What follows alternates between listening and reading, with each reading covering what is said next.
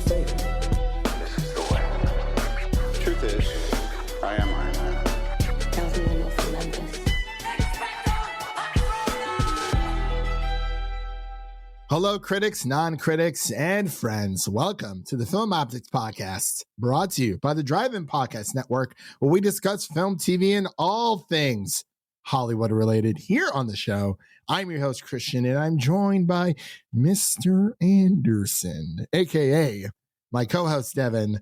And today, we're going to be closing out our franchise revisited with The Matrix Revolutions, the year of The Matrix, 2003, as some people like to say. And before we begin today's review, our coverage, you can listen to our podcast on platforms around the internet. If you're a new or seasoned listener to the show, we would love to hear from you guys. Follow us on Twitter and follow us on Instagram at Film Optix. That is Optix with an X. Mr. Anderson, how are you doing today? Doing pretty good. Have the week off, so that's always a plus. Spent this afternoon watching this film. It was interesting. Interesting. All right. I feel it, man. Yeah, I mean, we're here towards the end of the line. You know, we're closing out our franchise revisited review today, and you know, we're gearing up for Matrix 4.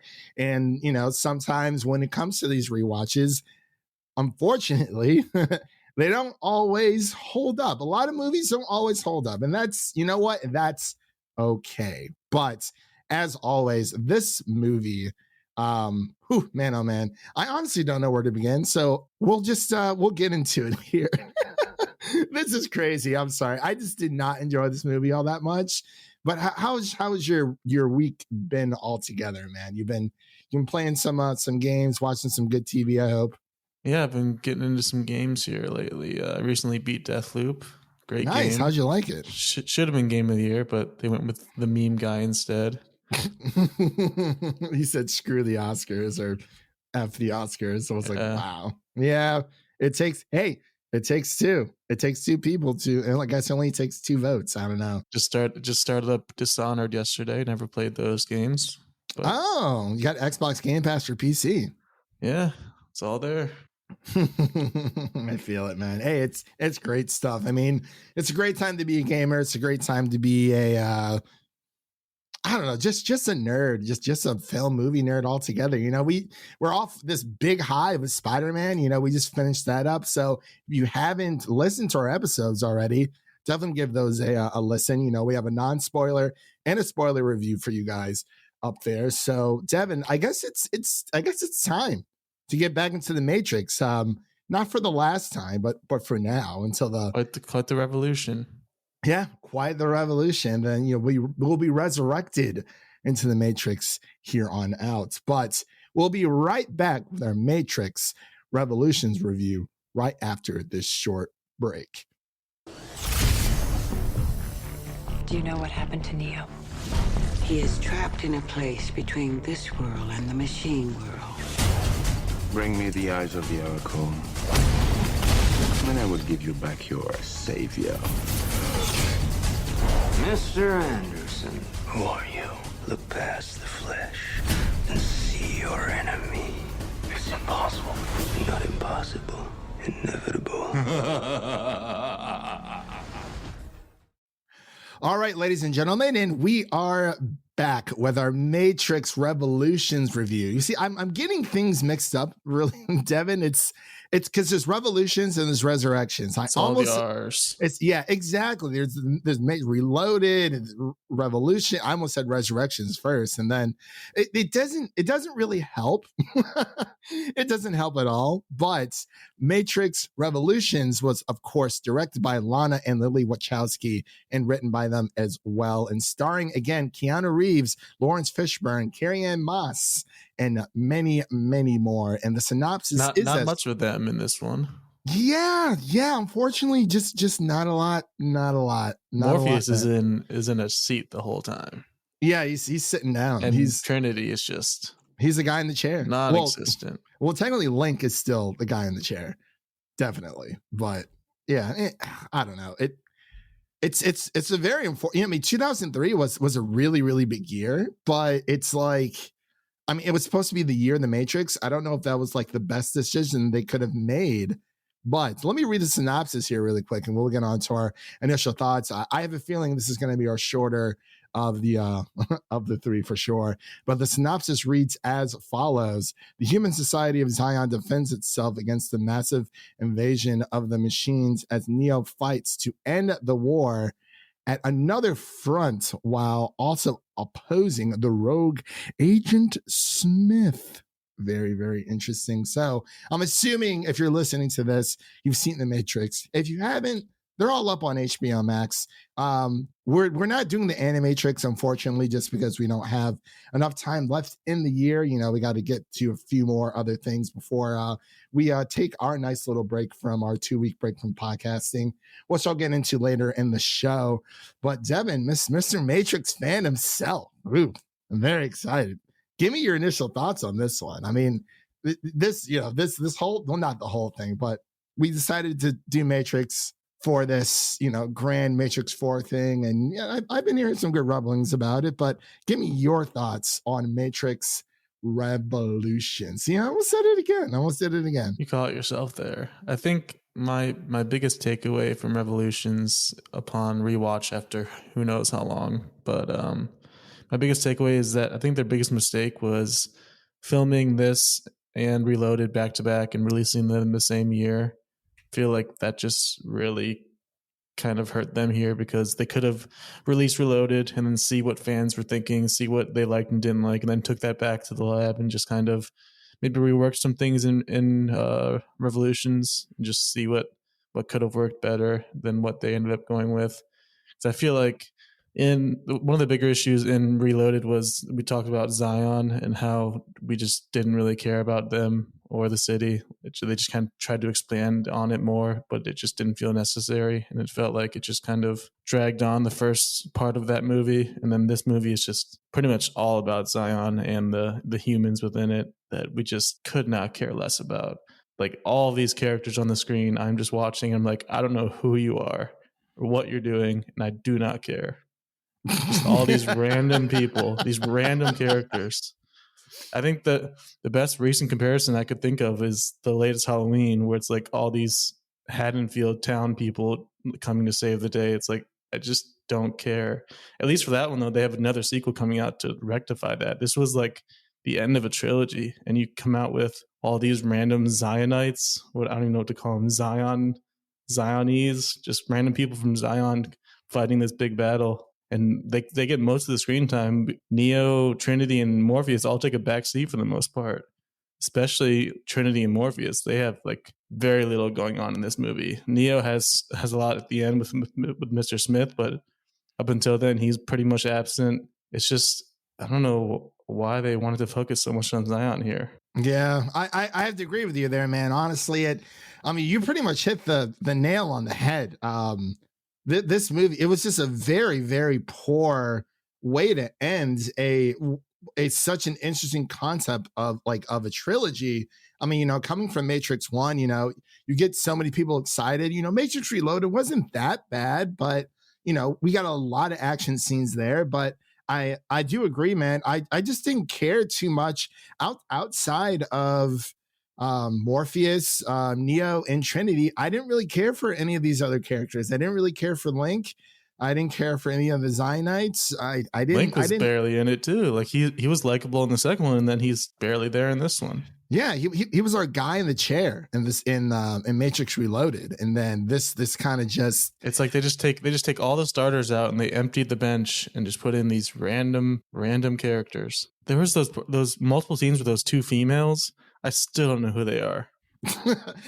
I don't either. I watched the whole thing and I don't know who they are. They're just there for multiple long scenes shooting a rocket at something. I couldn't tell. It's just this movie, and there are good parts about this. We're kind of just getting our annoyance and frustration out now, but even with man, I know it's not their fault too, but even coming down to the Oracle, unfortunately the original Oracle passed away, so she couldn't be in this one, but it's not their fault, but it's just kind of rough seeing a different Oracle there, and they don't really explain it either. No, I mean they try to address it, But it's I do like one thing. The woman who took over for the Oracle, Mary Alice, I believe she and the previous Oracle, woman who played Oracle, they were in Broadway or show business together. They did a few projects together. So if anything, I do like how they brought her in kind of as someone who the original Oracle knew. And I'm blanking on the original Oracle's her name, but you know, since passed. But yeah, I mean, it's a little unfortunate. I mean, like I said, they tried to address like why she looks a little bit different, but I don't necessarily think it's needed. But like we said, it's, you know, it's early 2000s, you know, like everything, like if they were to make The Matrix today, they would have just told everyone, hey, you know, unfortunately, or the passing of X, Y, and Z, or if they just, you know, replace somebody, they would have just let us know like up front, like, hey, this is what's going on.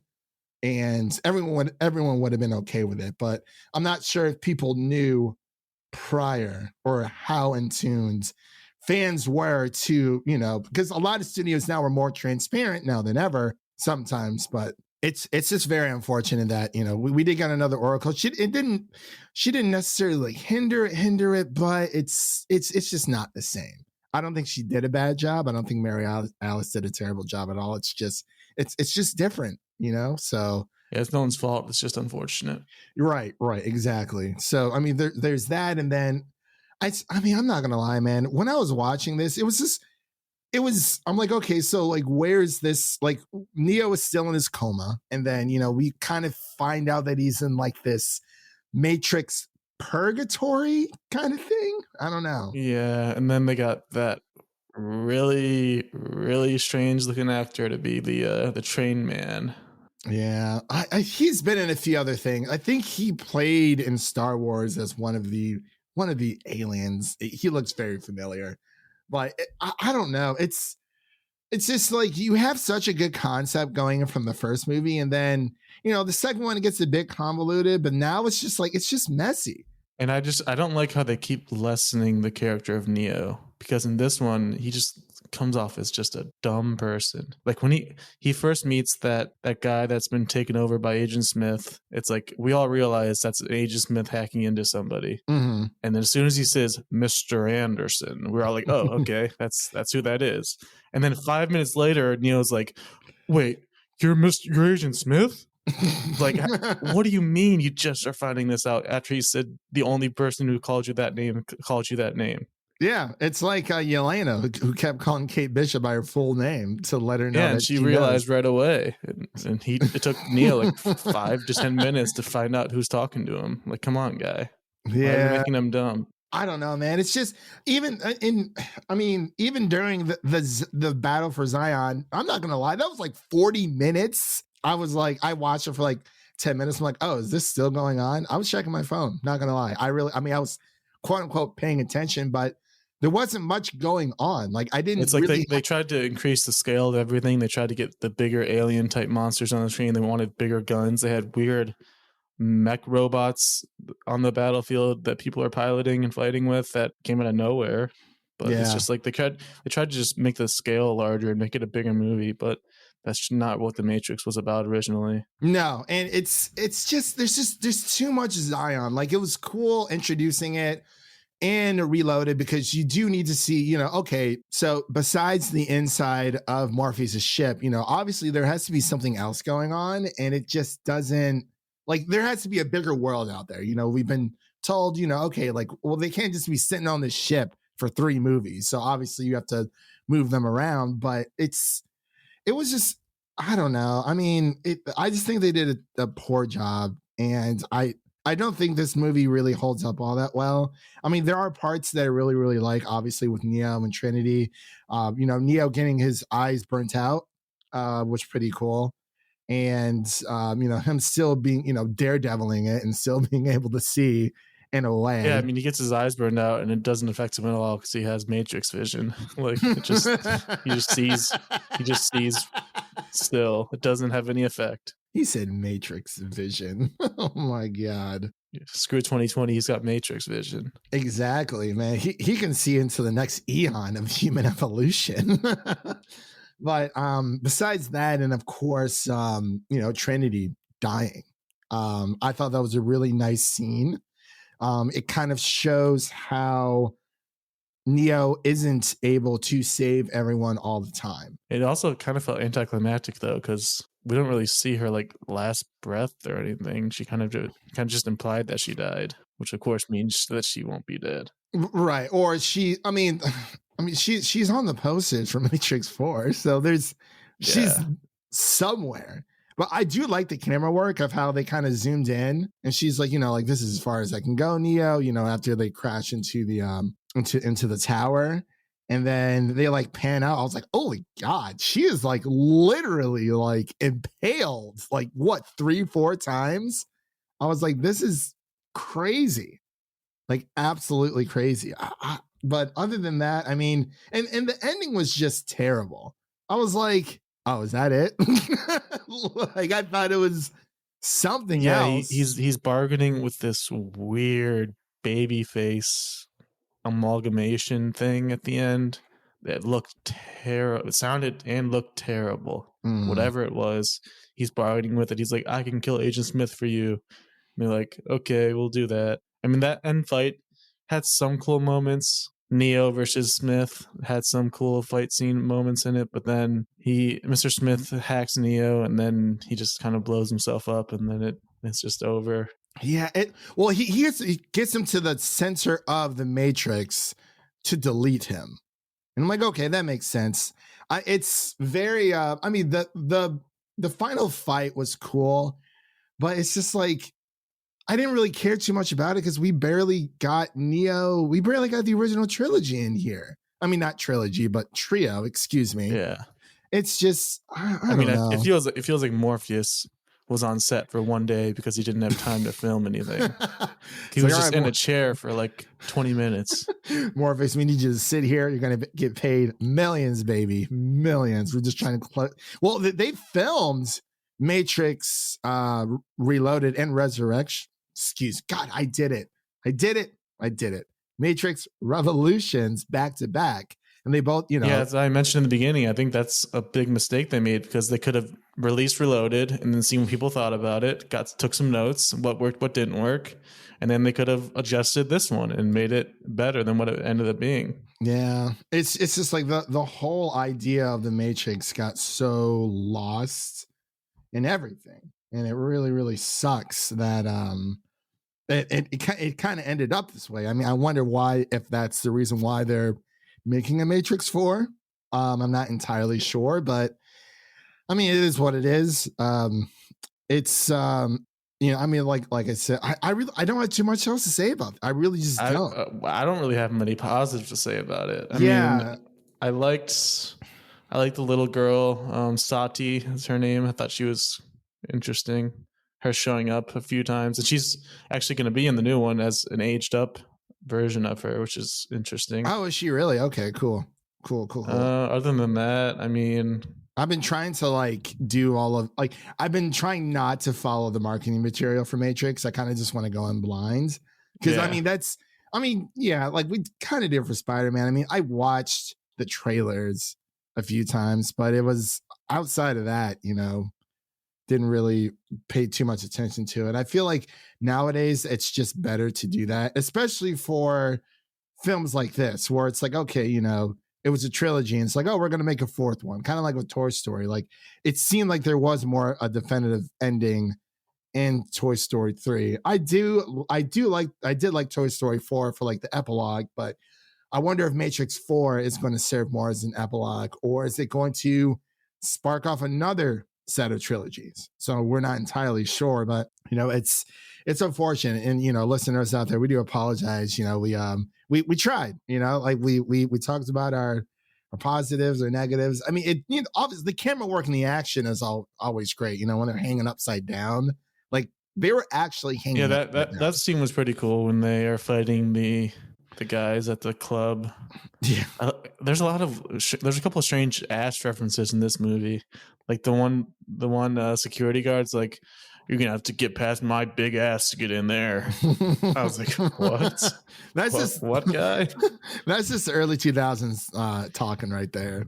The early 2000s was like the year of like asses, like that, and I feel like that's where our generation like grows up with. But like I feel like that was just, that phrase was just thrown around in like every single movie made from like 2000 to like, I don't know, 2005, 2006, maybe even 2007, like majority through that through that decade. But yeah, you ready to get into scores? I mean, there isn't too much else we could talk about.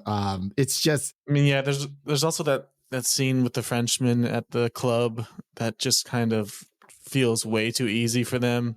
He's like, you get me the eyes of the Oracle and then I'll give you Neo. And then she's just like, no, I'll point a gun at your face and you give me Neo. And he's like, deal.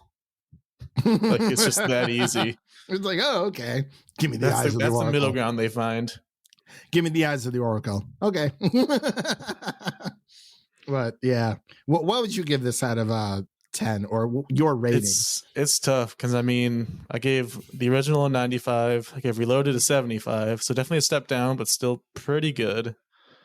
This one, I'm gonna go like a 50. Oh my! I mean, it's just like a far fall from grace from the original. Just they tried to expand too much, and they didn't focus in on what made the original so special, and like you said, the Matrix got lost in this one especially. It's just the concept of what made it so great just got lost and muddled, and all of this battle for Zion. And I get it, like humanity is under, a lot of it's oppressed, and it is what it is. But we get a nice little glimpse of the sky look when they're shooting all the way up. But yeah, overall, you said a 50. Yeah. I had honestly, I probably have to go with like a 45.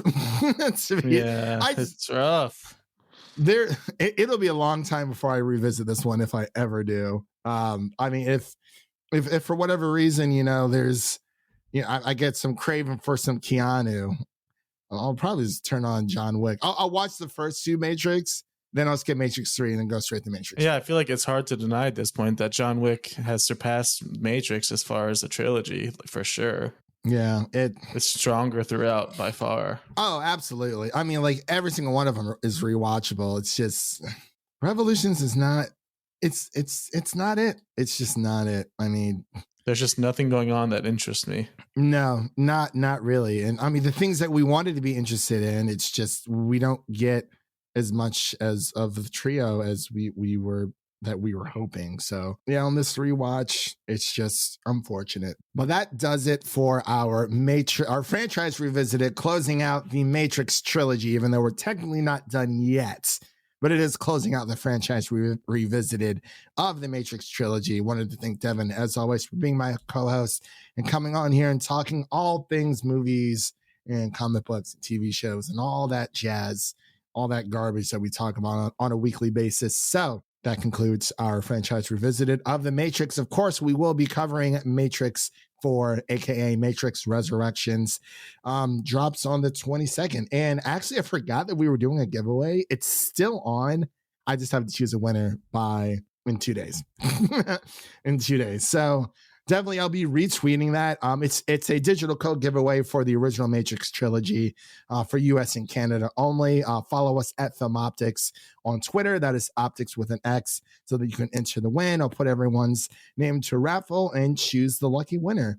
But what is coming up on the podcast for the rest of the year, pretty much, because we're closing out. So you can check out our Harry Potter movie series review that we did here on the podcast. If you enjoy our franchise revisited series that we have newly dubbed it thus far. And of course, if you're a big Spider-Man fan like the rest of us, you can check out our Spider-Man non-spoiler and spoiler review. We have both of them up because we love you guys so much. We wanted to give you guys the best content that we could for that. So definitely check that out. And of course, we've been covering Hawkeye for the past 4 weeks, and we have the season finale dropping this Wednesday. And so we're going to be covering that. And then, like I said before, Matrix 4, which will probably drop after Christmas. just so people can have a chance to go see it, much like we did for Spider-Man. And then the last thing on the list, I believe, is Don't Look Up. That will be coming to Netflix on Christmas Eve. And we hope everyone out there truly, truly has a wonderful time with their friends and family for the holidays. Like I mentioned before in other episodes, we're going to be taking a 2-week break, coming back on the week of January 13th. Gives us a little bit of breathing room so we can kind of strategize new ways to improve the podcast for you guys, and bring on some new faces and some new content along the way. So yeah, that pretty much does it for this episode. So let's get on out of here for everyone. Whew, man, oh man. Well, we'll see you guys again in the Matrix, of course. And that is a wrap for today, everyone. Thank you all for listening. And if you enjoy the show, leave us a 5-star rating and review on Apple Podcasts. And follow us on Twitter and Instagram to stay in the know. That was Devin. My name is Christian, and we'll see you guys in the Matrix. Peace.